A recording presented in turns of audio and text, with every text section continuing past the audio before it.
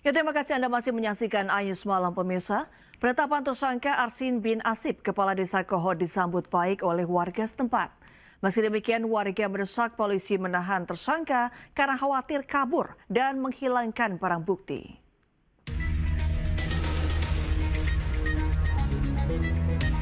Warga kampung Alarjiban, Desa Kohod, Kecamatan Paku Haji, mengapresiasi Bareskrim Polri menetapkan Kepala Desa Kohod Arsin bin Asib sebagai tersangka dalam kasus pemalsuan dokumen sertifikat HGB dan SHM Pagar Laut Tangerang, Banten.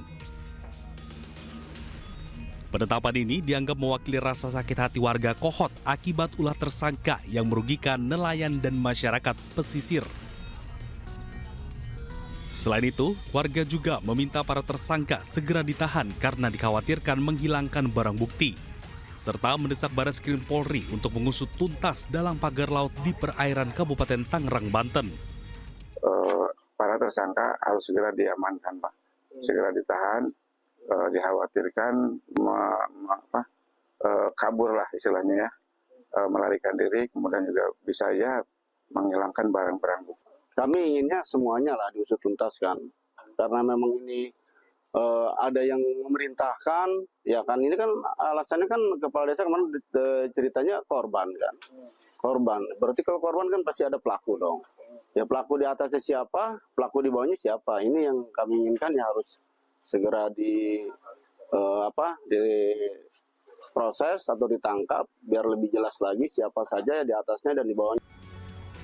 Selain menetapkan tersangka pada Arsin, polisi juga menetapkan tersangka pada UK, Sekretaris Desa, serta CE dan SP selaku penerima kuasa. Dari Kabupaten Tangerang, Banten, Aimarani, Ainus melaporkan.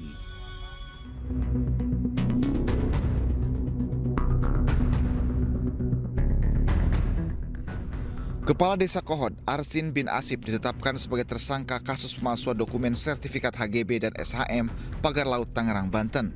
Selain Kades Kohod, polisi juga menetapkan 3 orang lainnya, termasuk Sekdes Kohod.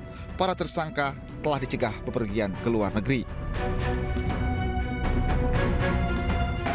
Saudara A selaku Kades Kohod, Saudara UK selaku Sekdes Kohod, Saudara SP selaku penerima kuasa, dan Saudara CE selaku penerima kuasa telah kita sepakat kita tetapkan sebagai tersangka. Dalam kasus Pagar Laut, masyarakat anti korupsi telah melaporkan adanya dugaan korupsi ke Kejaksaan Agung. Maki membawa sejumlah alat bukti mulai dari dokumen, akta jual beli yang diduga palsu hingga mencatat nama Menteri Agraria dan Tata Ruang sebagai saksi dalam dugaan korupsi tersebut. Maki pun mengaku percaya Kejaksaan Agung bisa mengungkap dugaan korupsi di Pagar Laut ini. Menteri Koordinator Infrastruktur dan Pembangunan Kewilayahan Agus Harimurti Yudhoyono melalui staf khususnya Herzaki Mahendra menyebut ada dugaan penyalahgunaan wewenang dalam penerbitan sertifikat Pagar Laut di Tangerang. Menko AHY mendorong agar dilakukan investigasi dan hasilnya disampaikan ke publik.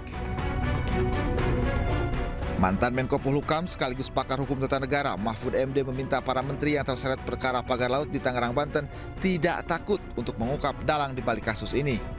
Menurut Mahfud, pihak yang bertanggung jawab secara pidana adalah pejabat yang menerima delegasi wewenang penerbitan sertifikat Pagar Laut. Selain dugaan pidana korupsi, Pagar Laut juga dinilai telah merusak lingkungan. Lalu apakah tersangka Pagar Laut akan berhenti di Kades Kohod? Tim Liputan iNews melaporkan. Pemirsa, Komisi Pemberantasan Korupsi menahan Wali Kota Semarang, Heferita Gunariyati Rahayu yang biasa disapa Ita, dan suaminya sekaligus Ketua Komisi DPRD Provinsi Jawa Tengah, Alwin Basri. Penahanan tersebut terkait kasus dugaan korupsi di pemerintahan Kota Semarang.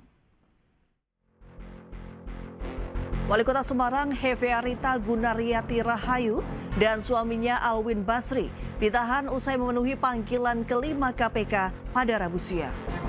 Sebelumnya Ita pernah mangkir dari panggilan KPK karena alasan sakit.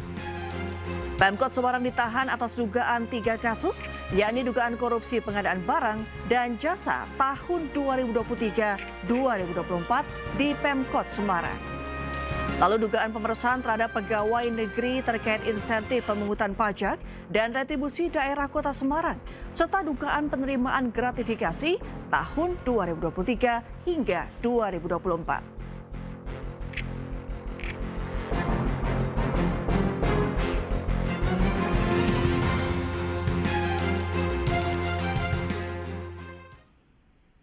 Tagar kabur aja dulu menggema, ajakan meninggalkan Indonesia sebagai ungkapan kekecewaan terhadap pemerintah. Informasinya saat lagi.